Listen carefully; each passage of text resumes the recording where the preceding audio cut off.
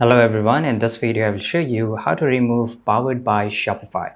Right, so let me show you first of all my store and I will show you what you guys want to remove it. So if I just go to bottom of my store here, right, let me close this up, you will see this option powered by Shopify. So how I can just remove this up, right? It's really easy. So you have to just go to the online store, go to the theme section and just go and click on the three dots here. Now you will get this option, edit default theme content. Right now you will be come up here and in the search bar you have to just write powered, right?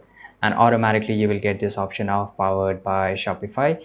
So you have to click on here. If you don't want to add it here, just put a space bar, that's it. So everything will be get empty. Same thing, powered by brand name here and powered by Shopify HTML, right? So you can just erase this up and put a space bar. If you want to add your brand name, you can just add it. It's completely up to you.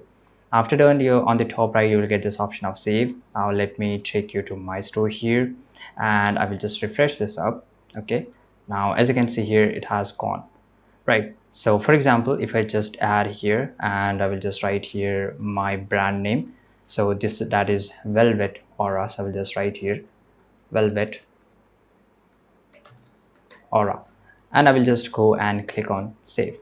Again, when just I refresh this my page, you will see that it has have come up here. So this is how you can do it. I hope you found this video very useful. Subscribe.